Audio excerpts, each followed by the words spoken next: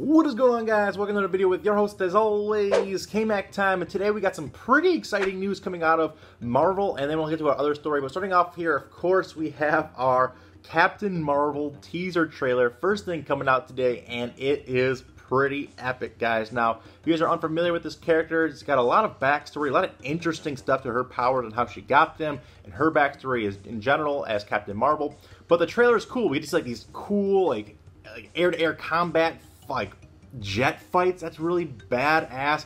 She was a captain in the Air Force, we know. Things like that are really cool. The trailer was awesome. I really enjoyed a lot of it. And I'm looking forward to digging further into Captain Marvel's backstory. It's a pretty interesting one. She actually got her powers by fusing DNA with a I think it's called a Kree. The original Captain Marvel was a Kree as an alien race, and she somehow fused DNA with them. I'm not entirely sure. I've not read all the comics, and I've not gotten I've got like the best of how to do this. I'm gonna be doing a deeper dive into it very, very soon. But very cool, very cool. I liked what I see there. Marvel is just keeping on pumping out hit after hit after hit. They've been knocking them out of the park for what seems like forever now. And I'm excited for this. It's going to set up Avengers 4, obviously, with Captain Marvel. I'm super, super excited to see where that goes, where she takes on Thanos in Avengers 4. And I have complete faith in Marvel at this point to not do me wrong and to make a great movie. Did a great job casting this character, did a great job setting up her backstory in this one. I'm sure it's going to be great. But check out that teaser trailer if you guys have not. I'll leave a link down in the description. About a 2-minute teaser trailer. Doesn't give us too much, but it does give us a little bit of a taste, and I liked what I saw. But the big story coming out of the news today, coming out just out of left field, I was not seeing this coming at all, is that Netflix has announced that they are bringing back the Avatar: The Last Airbender in a new live-action series. Absolutely mind-blowing on this. I did not see this coming at all, especially after the debacle that was the 2010 Last Airbender live-action movie by M. Night Shyamalan that was just hot garbage, for lack of a better term. Just completely awful. Bad writing, bad special effects, just didn't stick to anything from the series. It was just top to bottom, absolute and utter trash. I think it got like a 4.2 on Metacritic and like a 2 point something on Rotten Tomatoes from fans. Just panned by everyone. Even fans of the series that love the series, like myself, absolutely hated the movie.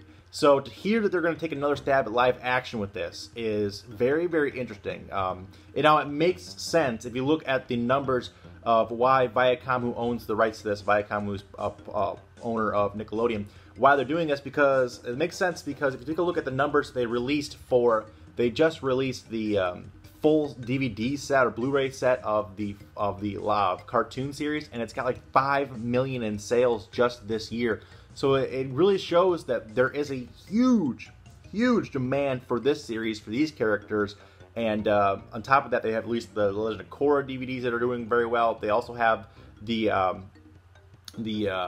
comic book series they do. Is also one of the most highest selling comic series in that genre. So that's doing very, very well as well. And it's clear to see that there's a massive fan base, and for good reason. This is one of the best animated programs of all time. It just got so much good storytelling, got lovable characters. Everything about it is just top-notch. It's one of my favorites, as it's always been, and I'm looking forward to getting my hands on the Blu-ray set as soon as I can find it for a reasonable price. But live action, they're taking another stab at it here. Now, no details have been released about the casting or a release date or anything along those lines. It's just in pre-production. They just came out and said, hey, this is going to happen at some point.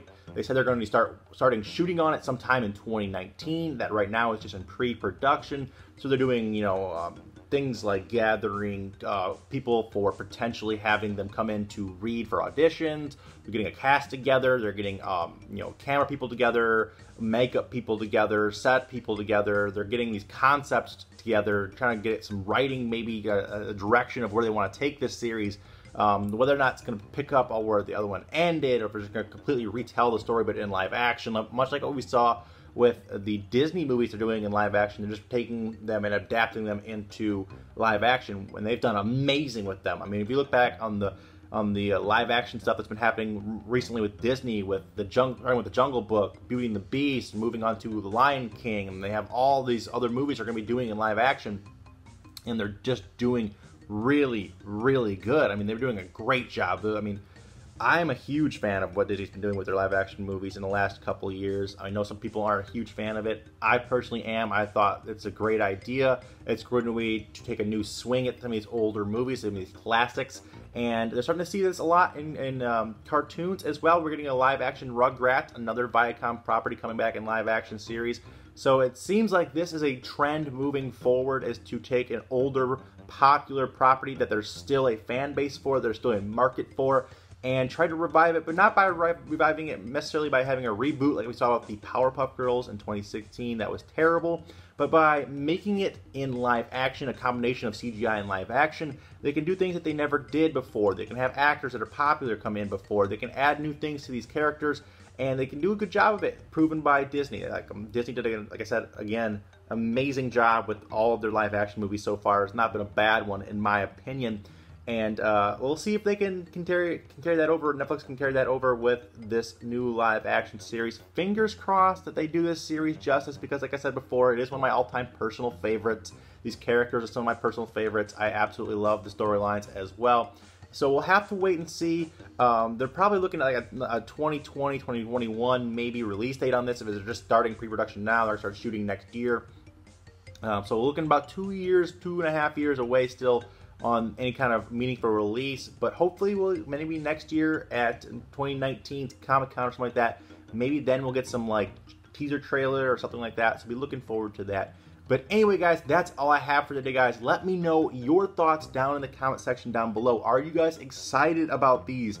Captain Marvel teaser trailer coming out. Were you guys stoked on that because you learned more about her character going into that movie coming out in March? And are you guys excited, nervous, not excited? I'd love to know what you guys think about the live action Avatar series, because it is, like I said, they really could mess this up just like they did with the movie, but I'm having faith in them so far. I'm putting my faith in them at least a little bit for now. Let me know your thoughts down in the comments down below. But until next time, guys, remember that it is always K-Mac time somewhere. Until then, guys, take it easy and peace out. Go Team Venture.